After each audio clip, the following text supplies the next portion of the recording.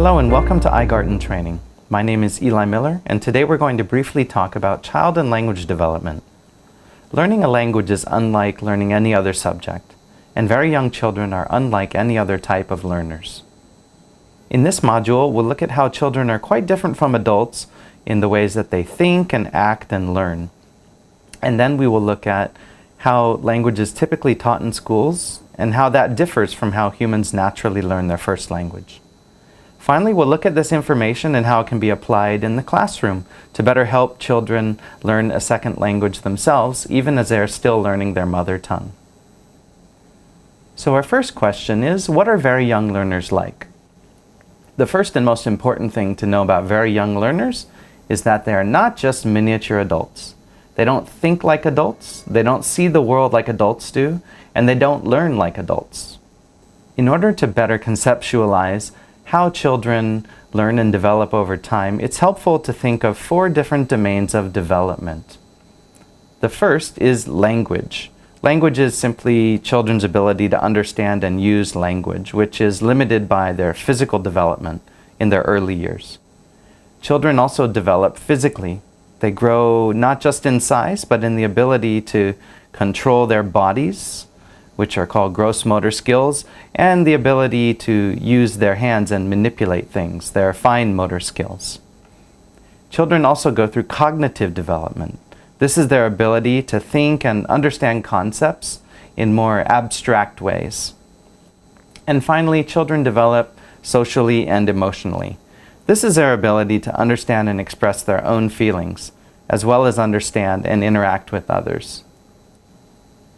In all of these areas, it's important to remember that children's development follows its own path. Children don't develop in a clear, straight, linear way that fits our ideas of what makes sense for the development. They often appear to take 3 steps forward, 2 steps back to learn something, and then seem to unlearn it and learn it again. But despite our ability to not quite understand this process, children are developing on a clear path that seems to follow its regular ups and downs in these 4 different domains of development. So if we begin with 3-year-olds, our I4 students, we can see that as far as language, they can answer simple questions and speak 5 to 6 word sentences. But remember, this is in Korean, not in English. And in fact, you'll find that even when children at this age do speak Korean, even your Korean co-teachers won't understand everything they're saying. Physically, 3-year-olds are still developing their gross motor skills. They're fairly strong, but their fine motor skills, their ability to draw basic shapes, even letters, is still developing. Cognitively, they can understand how to separate things into different groups, comparing, contrasting, and they're starting to show a bit of their own creativity. Socially, emotionally, you'll find that 3-year-olds are still mostly focused on themselves. They're not really aware of others' feelings and how people affect each other yet. Moving on to 4-year-olds, with regard to language, they're becoming very talkative and they enjoy experimenting with language, making up words, and they love being read to. Physically, they can sit still for short periods of time, but not that long because they still need lots of physical activity. So they're developing, but they're often clumsy as they're learning more self-control. Cognitively, they learn by doing. They need hands-on experiences and move quickly from one thing to another. Socially, emotionally, they're starting to emerge a bit more and becoming a bit more expressive. Their social emotional growth mirrors their language growth in that they're becoming very talkative, more expressive, and they love doing jobs to help out the teacher at school and their mom and dad at home.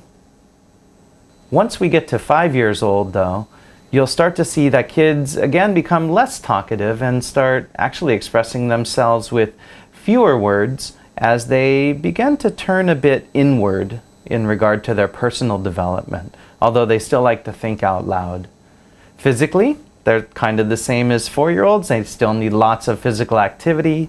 They enjoy active games, but they're a little more self-aware of their energy levels. Cognitively, they are refining and perfecting those skills they learned in their 4 years. They are copying and repeating things. They learn by doing things over and over again, and based on their observation, which might or might not fit our idea of what's logical.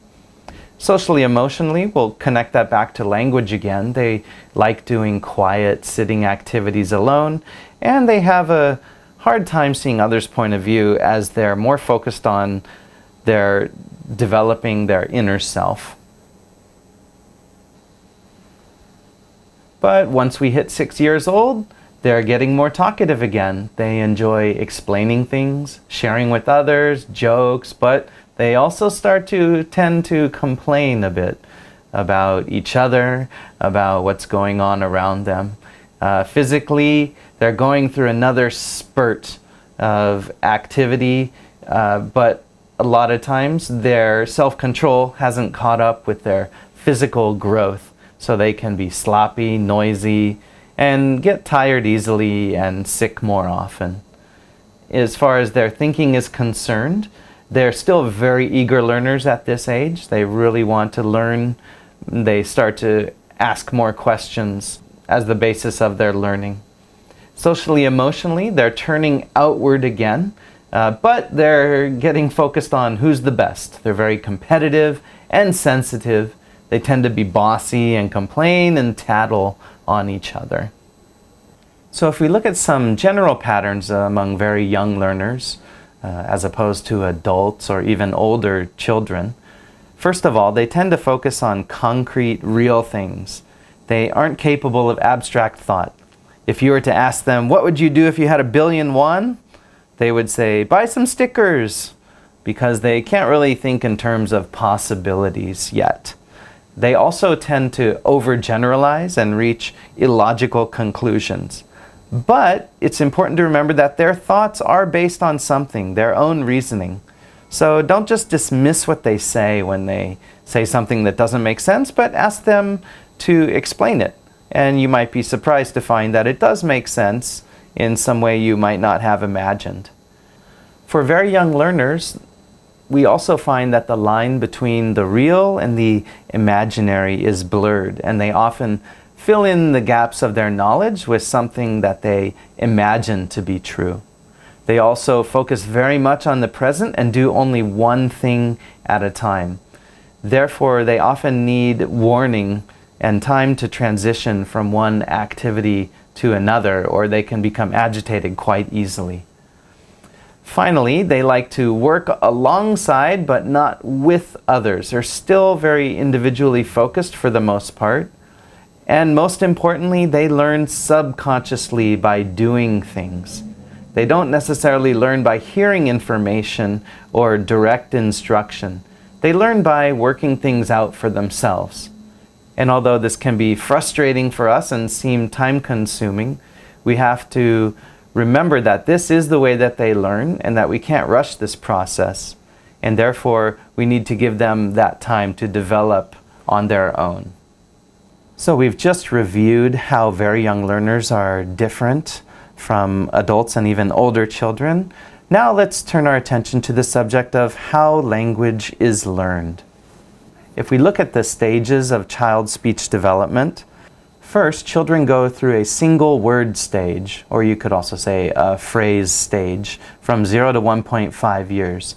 This is because they often practice speech that they've heard that may or may not actually be a single word, but they regard it that way. So they may say mama, or they might say close your eyes, but they don't see that close your eyes as 3 different words. It's just a phrase that they heard from their parents, perhaps, and they're repeating as a single word. Next, they go through this 2-word stage from about age 1.5 to 3 years, where they start combining those single words from the previous stage to make their own sentences of sorts. They often follow a topic-comment approach to grammar. They'll say, for example, me hungry. Me being the topic and comment being I'm hungry. They'll say kitty sleep to say the cat is sleeping. And then finally doggy, ouch, where doggy is the topic And the comment ouch might mean that the dog scratched them. Finally, they enter into a semi-fluency stage from about 3 to 7 years, where they move from inconsistent use of grammar to more correct use. They start filling in those function words like prepositions and the. They start inflecting verbs a bit more. But notice that this comes after a considerable amount of time in the first 2 stages of mainly vocabulary building. So the big takeaway from this is that even English-speaking children who grow up hearing and using English all day, every day, take 7 years to become fluent in their own language. Language learning does not happen overnight, and so we need to adjust our expectations of how much our students will learn and how fast based on the reality of the huge job that it is to learn a language. Now, we know that it takes children a long time to learn language, but how exactly do they learn it? We can get some insight into this by contrasting traditional language teaching versus natural language learning. In a traditional language teaching setting, such as you might have experienced in middle school or high school, learning Spanish or German or French or Japanese, the teacher explains the language that is being learned, the L2, but using the native language. So for example, if you grew up in the United States and you were studying Spanish, your teacher might use English to explain the meaning of words and grammar of Spanish. Then the students will do exercises and answer questions about the second language, but these may or may not include real conversation. Oftentimes they're talking about the second language that they're learning and not actually using it to communicate. Finally, the students take a written test to show their knowledge of that second language. But again, they're not actually often using the language to communicate. So once that test is over, a lot of that learning disappears.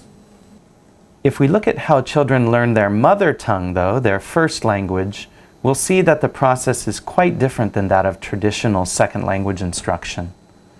First of all, the child does not receive instruction in the language, but simply hears their first language being used around them all the time, and then uses their mind to subconsciously look for patterns and help them guess the meaning of what they're hearing.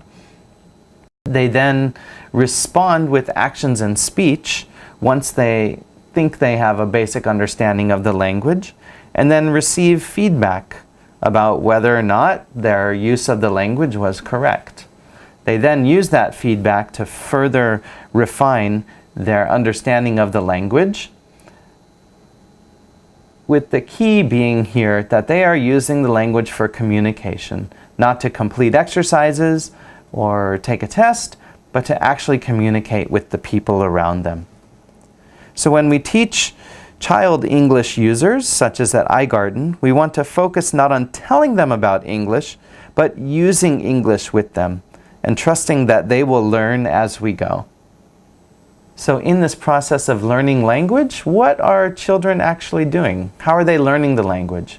First, they're watching and listening. They're always observing what's going on around them, and they're observing you. They may not understand things the first time, or they may not appear to be paying much attention, but they actually are, and they're slowly building their understanding over time. Secondly, children learn language by imitation. They love to copy what you say to see if they can use it correctly, but they also learn by play acting, acting out situations that they've observed, and seeing if they're using the language in the right way. But it's important to note that copying what the teacher is saying is not necessarily evidence of understanding. Just because they repeat the words that the teacher says doesn't mean that they've truly learned them. At the same time, it is an important part of learning to copy and imitate and pretend, so we don't want to think that no learning is taking place in that process. And lastly, children learn language by doing. They need time and opportunity to try out the language and use it poorly. They also learn by being silly, by making things fun. They can't really talk about or explain what they're doing. They can't explain their understanding of the language, but that understanding is developing on a subconscious level for them. And the more opportunities we give them to actually speak out and try to do something while using English, the better they'll learn it. So we've looked a bit at what very young learners are like and how children learn their first language. So our final and most important question is, how can we bring this all together and help children learn language themselves? In iGarten's context, we have the advantage that we're working with very young learners for a full day of instruction. So we can, in large part, make use of their natural language learning abilities in the classroom.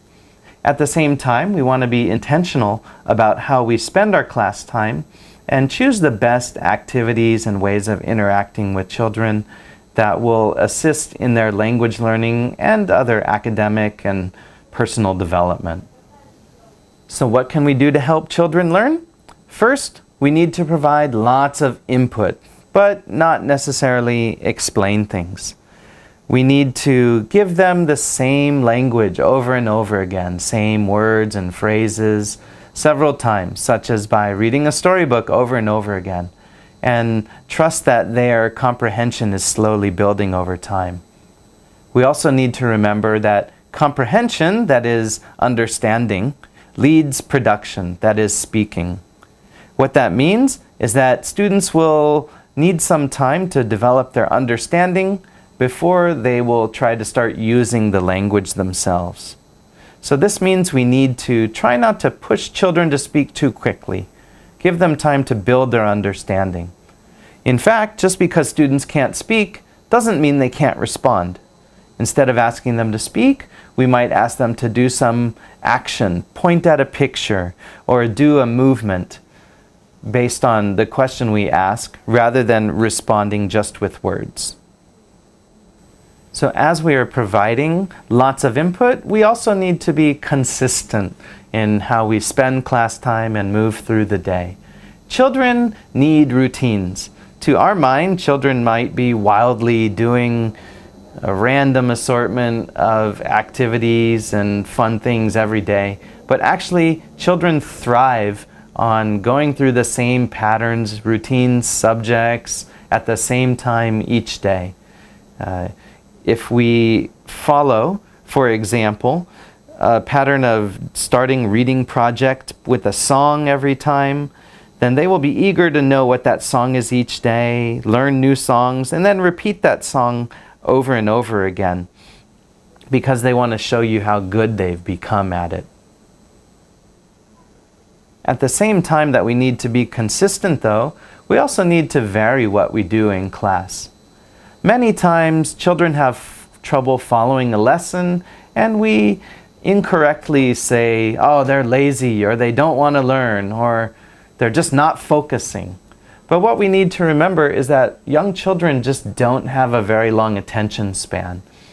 You can consider this as the rule of 2. Take their age plus 2, and that's how many minutes they can generally focus on one thing for a long time. So for example, if you have a class of 5-year-olds, take that 5 plus 2, and you can count on them having about a 7-minute attention span, maybe 10 minutes if they're really engaged in the activity. Another part of varying what you do in class means not just doing the same activities and stories over and over again, but choosing a theme, a set of words or phrases or grammar, and then doing a variety of activities based around that same theme. Perhaps most importantly of all the things that we can do to help children learn, though, is to use English in a communicative way. Don't talk about English with them. Don't be discussing grammatical terms, word order, because frankly, they just won't understand what you're talking about. Conceptually, they can't process language that way. Instead, talk to them in English. As you speak to them in English, though, it's extremely important to make sure you are speaking at their level. In general, it's very easy to overestimate children's language ability. And so we need to speak down to where they are at, not just in their language development, but in their cognitive development and social emotional development as well. One helpful guide in this could be considering how good their Korean is at that level. For example, you can't expect a 5-year-old to be better at English than they are in Korean. So this is where it can be helpful to talk with your co-teacher or another Korean speaker and make sure you understand your student's Korean ability level, and then expect their English level to be a bit below that at best. The most important thing to remember, though, is children do not want to learn English. And that might sound bad, but what I actually mean is they don't want to sit in front of a textbook, listen to a teacher give a lecture, and then do exercises. And that's okay, because that's not a teaching method that is appropriate for their age or level of development. What children want to do is have fun. They want to be challenged. They want to interact with you, and they want to make you proud of them. So as teachers, if we can make the class enjoyable, challenge children to think a little, give them plenty of encouragement and positive feedback so they know how their abilities are developing, then children will enjoy class, they'll enjoy their time with you, and they'll learn English without even realizing it.